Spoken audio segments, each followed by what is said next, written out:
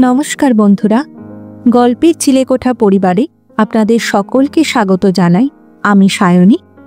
আজ আমাদের নিবেদন বিখ্যাত সাহিত্যিক শ্রী নারায়ণ গঙ্গোপাধ্যায় রচিত গল্প প্রপার। গল্পটি কেমন লাগলো কমেন্টে জানাবেন। যদি ভালো লাগে লাইক করবেন, আর চ্যানেলটিতে যদি নতুন হয়ে থাকে সাবস্ক্রাইব করবেন। তবে চলুন আর দেরি করব না, শুরু করি আজকের গল্প। শ্রী নারায়ণ গঙ্গোপাধ্যায় রচিত প্রপার।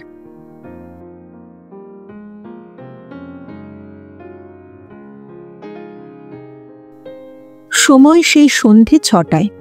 তবু ল কলেজের ক্লাসে 1:30টার পরে আর থাকতে পারল না চিন্ময়। মনে হচ্ছিল দগদগ করছে রগের দুপাশ, হাতের নাড়িতে মৃদু জ্বরে দ্রুতলয় উত্তেজনা। বসেছিল ঠিক একটা পাখার নিচে। তা সত্ত্বেও পাঞ্জাবির কাঁধটা ভিজে উঠছিল ঘামে। শেষ পর্যন্ত একেবারে প্রফেসরের চোখের সামনে দিয়ে বেরিয়ে এলো সে। উথ্রল হাওয়া বইছে বাইরে ইউনিভার্সিটির লনে। মাথার একগুচ্ছ চুল হঠাৎ উড়ে পড়ল চশমার ওপর। কতগুলো বিসর্পিল কালো কালো রেখায় একবারের জন্যে অস্বচ্ছ হয়ে গেল দৃষ্টি। চোখের সামনে থেকে চুলগুলো সরিয়ে দিয়ে আস্তে আস্তে হাঁটতে লাগলো চিন্ময়। মাথার উপরে পাতার শব্দে বুক পকেট থেকে খামখানাও যেন সাড়া দিয়ে উঠছে, অথবা ভীরু একটা চাপা কণ্ঠস্বরের মতো শোনা যাচ্ছে সেই লাইন কটা, যা বারবার পড়ে মুখস্থ হয়ে গেছে প্রায় চিন্ময়ের। আজ সন্ধে 6টায় চাঁদপাল ঘাটের ট্রাম স্টপটার সামনে দয়া করে একটু দাঁড়াবেন, আমি আসব, দরকারি কথা আছে। ইতি ছায়া। মনে মনে লাইন কটা গুঞ্জন করতে করতে চিন্ময় হাঁটতে লাগল। ঘড়ির দিকে তাকিয়ে দেখল একবার 1:35। আরও প্রায় 4.5 ঘন্টা। কি করে কাটবে এতক্ষণ? কি করে এতখানি অসহ্য সময় পার হওয়া যাবে? আপাতত মেস, অনেকক্ষণ চোখ বুজে বিছানায় পড়ে থাকা, আর চুপ করে ভাবা হঠাৎ ছায়া এই চিঠি তাকে লিখতে গেল কেন? সত্যি কেন ছায়া এই চিঠি লিখল তাকে? দুপুরের নির্জন নিঃশব্দ মেসে 3তলার সিঙ্গল সিটেড ঘরে বিছানায় গা এলিয়ে দিয়ে চিন্ময় সেই কথাটাই ভাবতে চেষ্টা করল। এমন কি তার বলবার আছে যার জন্য চিন্ময়কে সে ডেকে পাঠিয়েছে সন্ধ্যা 6টার সময় চাঁদপাল ঘাটের ট্রাম স্টপের সামনে? সকালে চিঠিটা পাওয়ার পর থেকেই একটা তীক্ষ্ণ অস্বস্তিতে জর্জরিত হচ্ছে চিন্ময়। কি চায় ছায়া? মুক্তি? বলতে চায়, আমার জীবনে আর একজন মানুষ অনেক দিন থেকে অপেক্ষা করে আছে, তাকে আমি কিছুতেই ভুলতে পারবো না। অথবা বলবে, বাংলাদেশে অনেক সুপাত্রী জুটবে আপনার জন্যে, শুধু আমায় আপনি দয়া করুন। অথবা আর কি হতে পারে? 4 দিন আগে মাত্র 15 মিনিটের জন্য যার সঙ্গে পরিচয় হয়েছে, যার ছায়া ছড়ানো করুণ মুখের আবছা আভাস মাত্র মনে করতে পারে চিন্ময়, যার হাতের আংটির পোখরাজ পাথরটা মাত্র 12 কয়েকের জন্য জলজল করে উঠেছিল আসন্ন সন্ধ্যার শান্ত আলোতে, সেই ছায়া সঙ্গিনীর মতো মেয়েটি কেন হঠাৎ এই প্রগল্ভ চিঠির আশ্রয় নিয়েছে? 4 দিন আগে রবিবারের ছুটি ছিল। সকালবেলা নিশ্চিন্ত মনে খবরের কাগজটা পড়বার সময়ও একবার এসে হানা দিয়েছিল বলাইদা। এই ভালো চার গরম জিলিপি আনা 1 ঠোঙা। চিন্ময় বলেছিল, তা আনাচ্ছি, কিন্তু তুমি হঠাৎ পাড়ার রোয়াকের মায়া ছেড়ে এখানে এসে জুটলে যে? কি করব বলতো?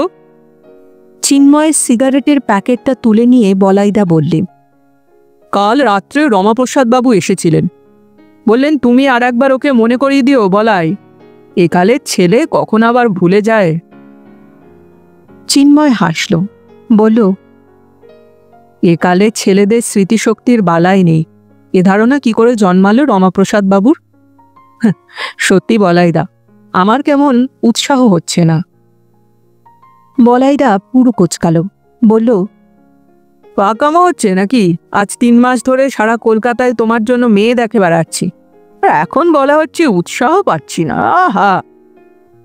চিন্ময় বলল, বিয়ে করতে তো আপত্তি নেই বলাইদা, কিন্তু মেয়ে দেখাটাই। বুঝেছি, আর বলতে হবে না। অর্থাৎ এ যুগে এরকম বর্বরতা আর সহ্য হয় না, তাই তো? আর না দেখে একটা কালো কেলো হাবাগোবা মেয়ে বিয়ে করার ইচ্ছে থাকলে সেটা তুই আগেই বলতে পারতিস। 5 মিনিটে কোণে জুটিয়ে দিতাম। এসব ঝকমারি আমাকে পোয়াতে হতো না। তাই এসব লেকচার এখন ছাড়। চিন্ময় বললে, না না, ওসব নয়। জীবে দয়া করবার ঔদার্য আমার নেই। শিক্ষিতা সুন্দরী স্ত্রী সবাই চায়, আমিও তাই চাই বলাইদা। শুধু বলছিলাম, এভাবে মেয়ে দেখতে যাওয়াটা। তুই একটা ছাগল মাইরি। এত টিউশনি করলি, ডজন খানেক স্কুল কলেজে মেয়ে পড়ালি, তার মধ্যে একটা প্রেম টেমের ব্যবস্থা করে নিতে পারলি নে? তাহলেই তো এত ঝামেলা করতে হতো না বাপু। নে এখন চটপট 4 জিলিপি আনতে দে তো। আর মনে রাখিস, ঠিক 4টের সময় আমি আসবো। তুই জামা কাপড় পরে রেডি হয়ে থাকবি। অতএব যেতেই হলো চক্রবেড়েতে। ঘড়ির কাঁটা ধরে ঠিক 4:30। হলুদ রঙের পুরনো দোতলা বাড়ি, সামনে হাত 5-6 খানিকটা চতুষ্কোণ জমি, একটা জীর্ণ চেহারার ইউক্যালিপটাস একগুচ্ছ শীর্ণ পাতার অঞ্জলি তুলে বেমানানভাবে দাঁড়িয়ে আছে সেখানে। বাড়িটাকে কেমন যেন শ্রান্ত অবসন্ন মনে হয়। রমাপ্রসাদবাবু দাঁড়িয়েই ছিলেন। অভ্যর্থনা করে নিয়ে বসালেন বাইরের ঘরে। পুরনো ফার্নিচার, পুরনো ফটো, বিলিতি তেল কোম্পানির রংচঙে ক্যালেন্ডার, তক্তপোষের ওপরে পাতা সুজনিটায় ইস্ত্রির মরচে ধরা দাগ একটা। শুধু কোনা ভাঙা দুটো কাঁচের ফুলদানি থাকলেই যেন সম্পূর্ণ হতো সবটা। তারপর সব সেই রকম। সেই দরজার পর্দার ওপার থেকে কয়েকটি পা আর শাড়ির প্রান্ত, চুরির আওয়াজ আর চাপা ফিসফিসানি, একটি 8-9 বছরের মেয়ের পর্দা সরিয়ে একবারের জন্য মুক্তি বাড়িয়ে দেওয়া, আর রমাপ্রসাদবাবুর একটানা বলে যাওয়া, মেয়েটি আমার দেখতে শুনতে ভালো বাবা, রান্না সেলাই সবই জানে, তবু লেখাপড়াটা যা বেশি দূর করেনি। ম্যাট্রিকের আগে টাইফয়েড হয়েছিল তো। সব সেই রকম। সেই সিঙাড়া, লেডিকেনি, সন্দেশের খাবারের প্লেট। মেয়ে দেখতে এলে কি কি খাবার সাজিয়ে দিতে হয় মিঠাইওয়ালাদের পর্যন্ত মুখস্থ আছে সেটা। সেই সঙ্গে সবিনয় অনুরোধ, না না, ও আর ফেলে রাখবেন না, দুটোই তো মিষ্টি, সামান্য ব্যবস্থা। পুরনো ফটো, পুরনো ফার্নিচার, পুরনো ঘড়ির শব্দ আর পুরনো সামাজিকতার ভেতরে চিন্ময় যখন ক্রমশই স্তিমিত হয়ে উঠছিল, তখন দুহাতে 2 পেয়ালা চা নিয়ে ছায়া ঘরে ঢুকল। এ পর্যন্ত সব জ্যামিতির নিয়মেই চলছিল, কিন্তু ইউক্লিডের থিওরেম এইবারে হোঁচট খেল একটা। এই ঘরে এমনই পুরনো নীতি নিয়মের ভেতরে মেয়েটি এমন আকস্মিকভাবে দেখা দিল যে চমকে উঠল চিন্ময়। যেন বটতলার রামায়ণের ভিতর থেকে হঠাৎ আবিষ্কার করা গেল অবনীন্দ্রনাথের একখানা ছবি। কি ছিল মেয়েটির চেহারায়, চিন্ময় আজও সে কথা জানে না। ভোরের তারার মতো আলো অন্ধকারে জড়ানো চোখ, হালকা মেঘে ছাওয়া জ্যোৎস্নার মতো শরীর, ঠোঁটের কোণে নিঃশব্দ কান্নার মতো কি একটা মাখানো। একবার রমাপ্রসাদবাবুর দিকে তাকিয়ে দেখল চিন্ময়। বাহুল্যহীন বেটেখাটো চেহারা, মোটা মোটা হাতের আঙুল, পলা বসানো রূপোর আংটি একটা, মোটা নাকের তলায় সযত্নে কাঁচি ছাটা গোঁফ। এরই মেয়ে ছায়া? ঠিক বিশ্বাস করতে ইচ্ছে হয় না। বলাইদা কি 2-1 কথা জিজ্ঞেস করল, ভালো করে শুনতেও পেল না চিন্ময়। মাত্র কয়েক পলক দেখার রঙে মনকে রাঙিয়ে নিয়ে বসে রইল সে স্বপ্ন বিহবলের মতো। 10-15-20 মিনিট বলাইদার বেসুরো গলায় ঘোর কেটে গেল।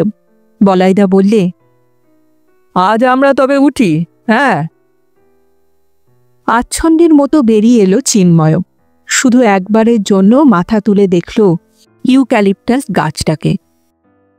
ট্যাক্সিতে উঠতে উঠতে বলাইদা বললেন, কেমন দেখলি রে? চিন্ময় বলল, ভালো লাগলো, আমি রাজি আছি। বলাইদা একবার তাকালো চিন্ময়ের চোখের দিকে। সেই পুরনো নিয়মেই হয়তো কোনো একটা রসিকতা করতে চাইল, কিন্তু তারপরেই আর কথা খুঁজে পেল না। চিন্ময় উঠে বসল। 3:30। বাইরে খুঁড়ের ফলা রোদ এখনো।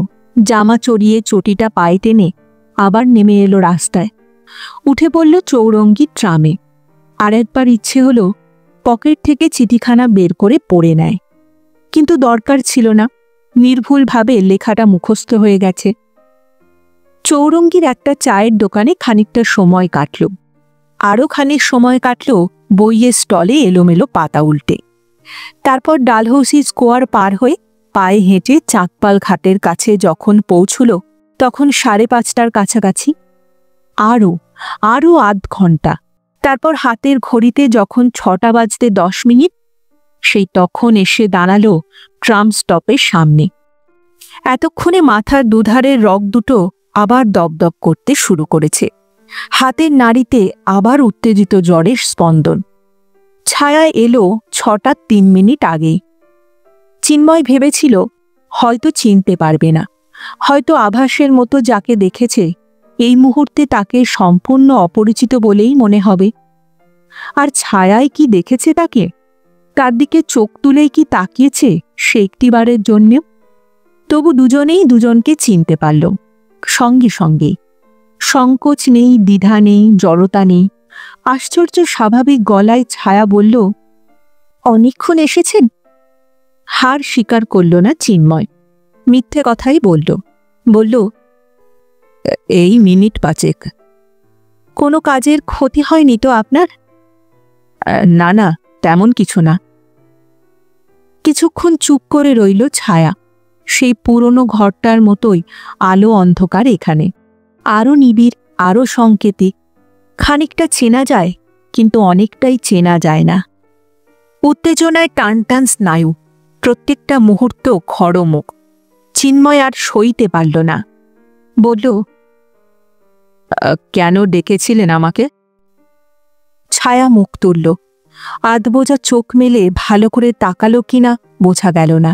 বলল, চলুন বসি কোথাও। ইডেন গার্ডেনে? না, ঘাটের জেটিতেই চলুন। চিন্ময় বুঝল একেবারে একান্ত হতে চায় না ছায়া। ইডেন গার্ডেনের ঘন ঘাসের নির্জনতায় নয়, একাধজন কাছাকাছি থাকুক, নিভৃতির ভিতরেও থাকুক লৌকিক সৌজন্য। চিন্ময় বলল, তাই চলুন তবে। বেঞ্চিগুলোতে জায়গা ছিল না। জেটির বাঁদিকে নিচু পল্টনের ওপরে যেখানে বেঞ্চিগুলোতে জায়গা ছিল না। জেটির বাঁদিকে নিচু পল্টনের ওপর যেখানে জোড়া অজগরের মতো দুটো জলের পাইপ এসে নেমেছে, পায়ে পায়ে দুজনে এগিয়ে গেল সেইখানে। চিন্ময় প্রশ্ন করল, এখানে কোথায় বসবেন? ছায়া বলল, কাঠের ওপরেই বসা যাক। খানিক দূরে নোঙর ফেলা দুটো জাহাজের ভুতুরে গম্ভীর মূর্তির দিকে তাকিয়ে ছায়া বলল, আপনার অসুবিধে হবে না তো? একি না। দুজনে বসল। এপারে আলো, ওপারে আলো, মাঝখানে কালো গঙ্গা। ডান দিকে অনেক দূরে হাওড়া ব্রিজের বৈদ্যুতিক সরল রেখা, যেন একটা তারার বল্লম দিয়ে এপার ওপার গেঁথে রেখেছে কেউ। ছায়াই শুরু করল এবং বিনা ভূমিকাতেই বলল, ক্ষমা করবেন, আমার নাম ছায়া নয়, বন্দনা। নির্বোধের মতো কিছুক্ষণ চেয়ে রইল চিন্ময়। বলল, আমি কিছু বুঝতে পারছি না। বন্দনা আস্তে আস্তে বলল, বোঝাটা কিছু শক্ত নয়। আপনি ছায়াকে দেখতে গিয়েছিলেন, কিন্তু ছায়া কালো, ছায়া কুৎসিত, তার কপালে একটা ধবলের দাগ, তাই ছায়ার ভূমিকায় আমাকেই অভিনয় করতে হয়েছে। গঙ্গার কালো জলে একটা স্টিমারের কর্কশ বাঁশি বাজল। কয়েকটা লাল নীল আলো ভেসে চলল কাঁপতে কাঁপতে। চিন্ময়ের মনে হলো হাওড়া ব্রিজের তারার বল্লমটা থেকে থেকে যেন বেঁকে যাচ্ছে ধনুকের মতো। একটা অস্ফুট শব্দ করল চিন্ময়। বন্দনার গলাটা যেন গঙ্গার ওপার থেকে শুনতে পেল চিন্ময়। গল্পের মতো শোনাচ্ছে, তাই না? হ্যাঁ, আমাকে দেখিয়ে ওরা ছায়ার সঙ্গে আপনার বিয়ের ব্যবস্থাই করেছিলেন। চিন্ময় নড়ে উঠল, বলল, আপনি ঠাট্টা করছেন না? ঠাট্টা করবার মতো পরিচয় কি আপনার সঙ্গে আমার আছে? শীতল নিষ্প্রাণ স্বরে বন্দনা জবাব দিল।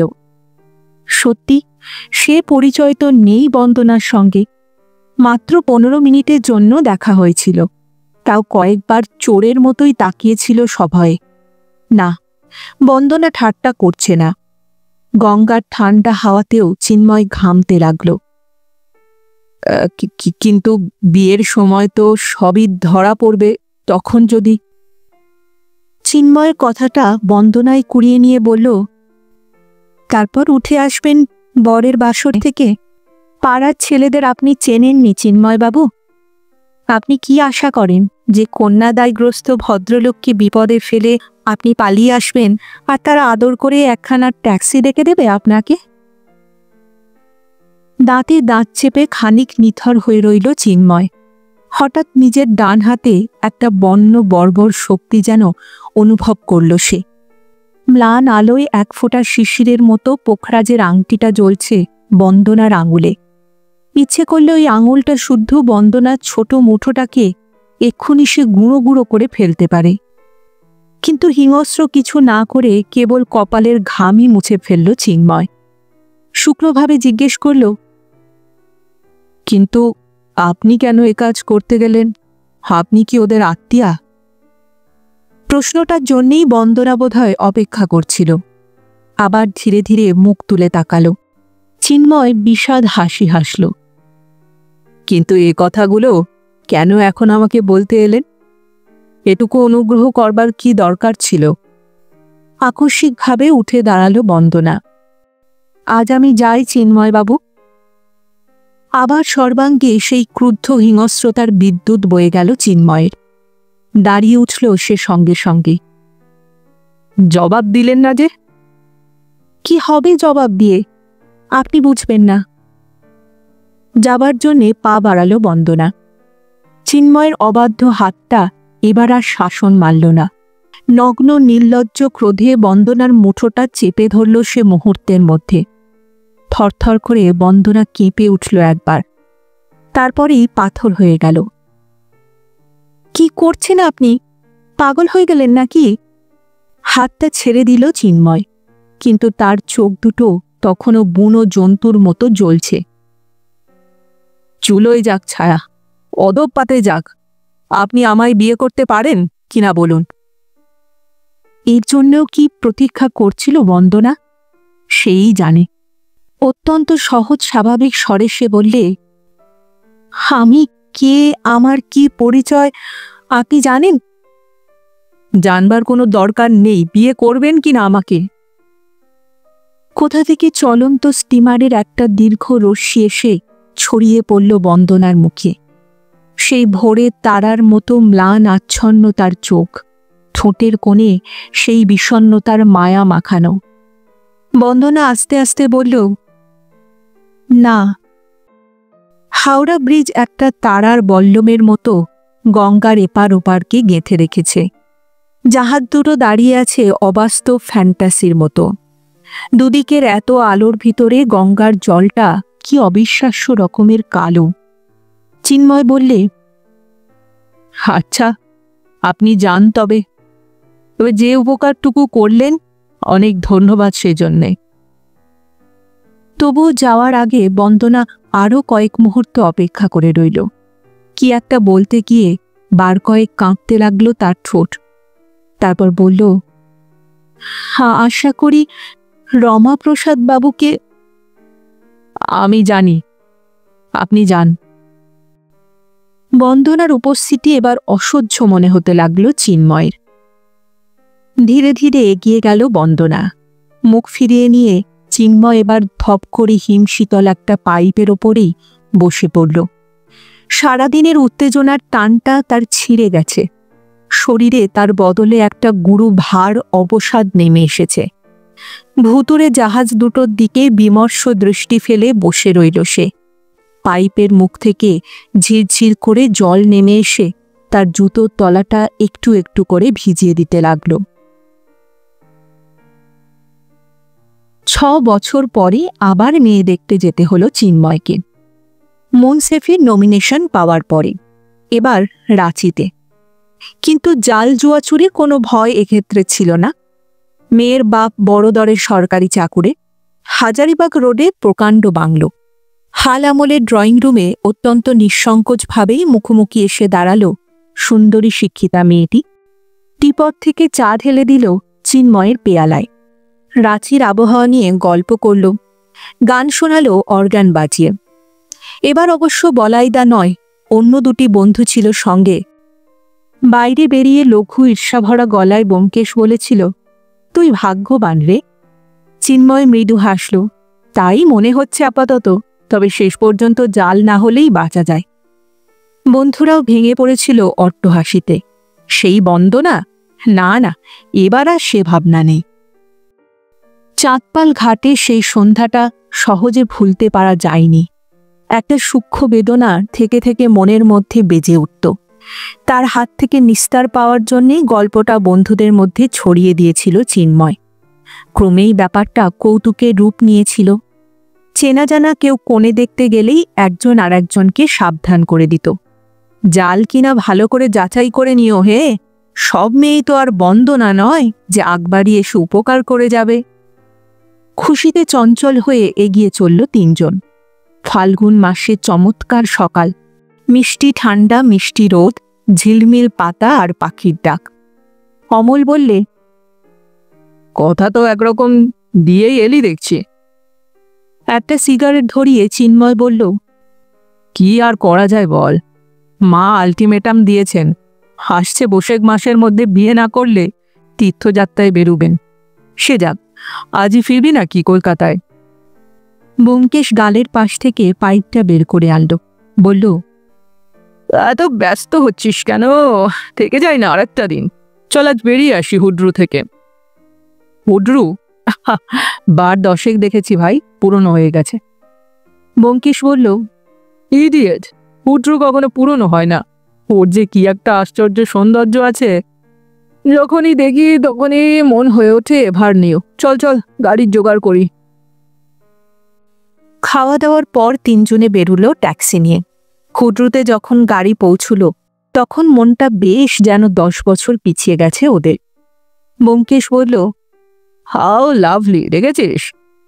অমল বলল, ধুর, একা একা এসে ভালো লাগে না এখানে, সঙ্গে ফিয়ন্সে না থাকলে কেমন ফিকে ফিকে লাগে।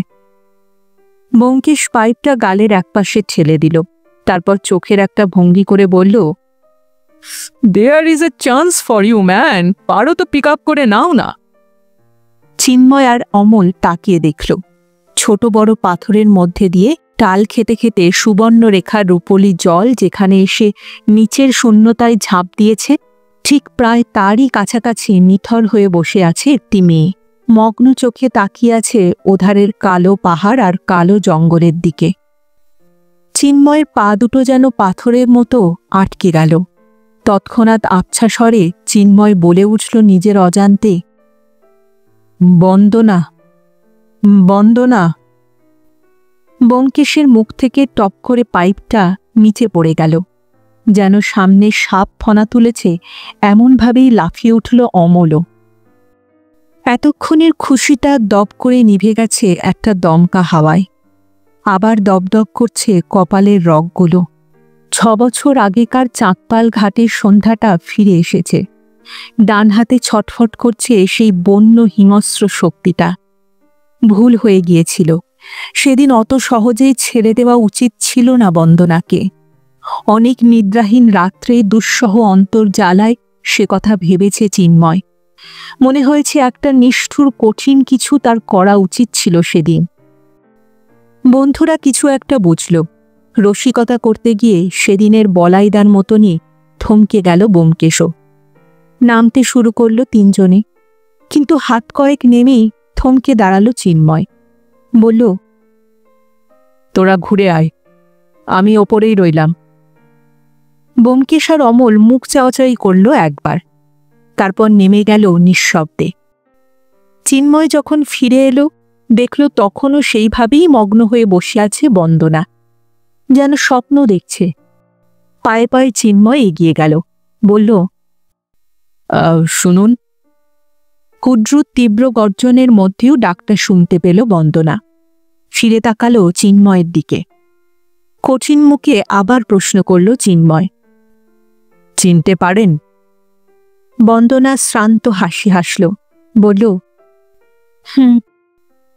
বিনা নিমন্ত্রণেই পাশের পাথরটার ওপরে বসে পড়ল চিন্ময়। বলল, রাঁচিতে মেয়ে দেখতে এসেছিলাম, চমৎকার পাত্রে। তাছাড়া এবার আর ডুপ্লিকেটের ভয় নেই। বন্দনা তেমনই ক্লান্তভাবে হাসল। নেই নাকি? যাক, খুশি হলাম। চিন্ময় আশ্চর্য হল। কথাটার একটা প্রতিক্রিয়া আশা করেছিল, ভেবেছিল অন্তত একবারের জন্যেও চকিত হয়ে উঠবে বন্দনা, অন্তত অপমানের এক ঝলক রক্তের উচ্ছ্বাস ফুটে উঠবে গালে। কিন্তু কিছুই ঘটল না। একখণ্ড পাথরের মতোই নিরুত্তাপ বন্দনা। কেমন যেন কুঁকড়ে গেল চিন্ময়। হঠাৎ অত্যন্ত ইতর মনে হলো নিজেকে। একটা ঢোক গিলে বললে, আপনি এখানে যে? বন্দনা বললে, দুটি পাতালের সঙ্গী জুটিয়েছে, পালিয়েছি তাদের সঙ্গে। বলছে বম্বেতে নিয়ে গিয়ে ফিল্মে নামাবে। আপাতত দেখছি রাঁচিতে এনে হাজির করেছে। তারপর কোথায় নিয়ে যাবে জানি না। মাথার ওপর একটা শক্ত পাথর দিয়ে যেন কেউ ঘা মারল। আকস্মিক যন্ত্রণায় বিবর্ণ হয়ে গেল চিন্ময়। একটা ছোট্ট নুড়ি তুলে নিয়ে একরাশ ফেনিল জলের মধ্যে ছুঁড়ে দিল বন্দনা। কি করব বলুন? বাবা কালো, মা কুৎসিত, হঠাৎ কোত্থেকে জন্ম হলো আমার। বন্দনার মুখটা বিকৃত হয়ে গেল। বাবা কদর্য সন্দেহ করলেন মাকে। সে সন্দেহ আরও বিভৎস হয়ে উঠল যখন পরপর ছায়া আর কমলা জন্মালো বাবার ঠিক মিল দিয়ে। শেষ পর্যন্ত মাকে আত্মহত্যাই করতে হলো, আর বাবা তার সমস্ত প্রতিশোধ নিলেন আমার ওপর। লেখাপড়া করালেন না। যারা দু একজন আমাকে বিয়ে করতে চেয়েছিল, জঘন্য অশ্লীল চিঠি লিখে ভাঙচি দিলেন তাদের। তারপর থেকে বাবার দুটি খাঁটি কন্যার জন্য আমাকে সিটিং দিতে হয়েছে। ছায়া, কমলা দুজনকেই পার করেছেন বাবা। যদিও ছায়ার স্বামী দুদিন পরেই ছায়াকে ফিরিয়ে দিয়ে গেছে, তবুও তো কন্যাদায় উদ্ধার হয়েছে ওনার। চিন্ময় স্থবিরের মতো বসে রইল। রক্তে যে উত্তাপ জেগেছিল তার বিন্দুমাত্র অবশিষ্ট নেই আর। এখন মেরুদণ্ড দিয়ে ঠান্ডা একটা স্রোত বইছে। একটা তীক্ষ্ণ আকস্মিক শীতে জমে যেতে চাইছে আঙুলগুলো। লেখাপড়া শিখিনি, তবু একটা প্রাইমারি স্কুলে অ আ ক খ চাকরি জুটিয়েছিলাম। বাবার একখানা বেনামি চিঠিতেই সে চাকরিও গেল। ফিল্মে নামতে চেষ্টা করেছিলাম, কিন্তু কোণে দেখার আড়ষ্ট ভূমিকাটাই যে অভ্যেস আছে আমার, তাই চলল না। নার্স হতে গেলাম, সেখানেও বাবা কি মন্ত্র পড়লেন, তাড়িয়ে দিল আমাকে। শুধু অধঃপতনের দরজাটাই দরাজ হয়ে খোলা ছিল সবসময়। কিন্তু মার যন্ত্রণা ভরা মুখটা ভুলতে পারিনি তখনও। কিন্তু আর থাকা গেল না জানেন। মা বেঁচে থাকতেই বাবা নতুন সংসার করেছিলেন। দ্বিতীয় পক্ষের টেরা মেয়ে কেয়া 15 পা দিয়েছে এখন। আবার আমায় কেয়ার পাঠ শুরু করতে হবে। তাই পাড়ার দুটো নামকরা ছেলের সঙ্গেই পালাতে হয়েছে শেষ পর্যন্ত। মেরুদণ্ডের মধ্যে ঠান্ডা স্রোতটা এবার বরফ হয়ে গেছে চিন্ময়ে। কনকনে শীতে দাঁতগুলোও তার ঝনঝন করে উঠছে। চিন্ময় অস্পষ্ট গলায় বললে, তারা কোথায়? নিচে নেমেছে প্রায় 3 ঘন্টা আগে। সঙ্গে ফ্লাস্ক ছিল। এখন মনে হচ্ছে মদ ছিল তাতে। পায়ে একটা ব্যথার জন্যে আমি নামতে পারিনি, তাই আপাতত বেঁচে গেছি ওদের হাত থেকে। কিন্তু আজ না হোক কাল আছে, কালের পরে পরশু আছে, ওরা তা জানে। বন্দনা উঠে দাঁড়ালো। চিন্ময় বন্দনার দিকে তাকালো, কিন্তু মুখটা দেখতে পেল না। হঠাৎ যেন ওর মাথাটা মুছে গেছে। সামনে দাঁড়িয়ে একটা মুন্ডহীন শরীর, একটা বিভৎস কবন্ধ। আকস্মিক অর্থহীন ভয়ে তীব্র চিৎকার করে উঠল চিন্ময়। সেই চিৎকারে বন্দনাও চমকে পিছিয়ে গেল। সেখান থেকে পিছলে পড়ল আরও 2 হাত দূরে। তারপর উঠে দাঁড়িয়ে আবার টোলে পড়তে গেল সেখানে, যেখানে একরাশ ফেনিল জল সোজা নিচের বিপুল শূন্যতায় ঝাঁপ দিয়েছে। চকিতে দৃষ্টিটা স্বচ্ছ হয়ে গেছে চিন্ময়ে। রক্তের মধ্যে হঠাৎ বরফ গলানো সূর্য জ্বলে উঠেছে। মুহূর্তের মধ্যে সে যেন শুনতে পেল প্রপাতের রাক্ষস গর্জন, দেখতে পেল বন্দনার চোখে মুখে মৃত্যুর আসন্নতা। প্রাণপণ শক্তিতে দুহাত বাড়িয়ে অনিবার্য রসাতল থেকে বন্দনাকে টেনে আনল চিন্ময়। প্রায় মূর্ছিত বন্দনাকে বুকের মধ্যে আশ্রয় দিয়ে বড় বড় শ্বাস ফেলতে ফেলতে বলল, আপনি আপনি আমার সঙ্গে আজই কলকাতা ফিরে যাবেন, আজই।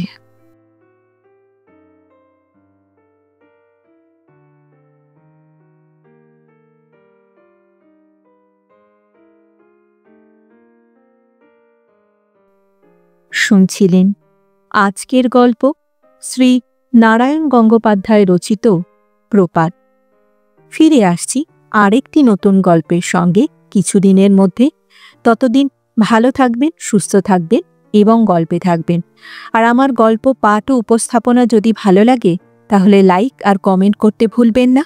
আর চ্যানেলটিতে যদি নতুন হয়ে থাকেন সাবস্ক্রাইব করবেন। তাহলে আজ এখানেই বিদায় নিচ্ছি। আবার দেখা হচ্ছে। নমস্কার।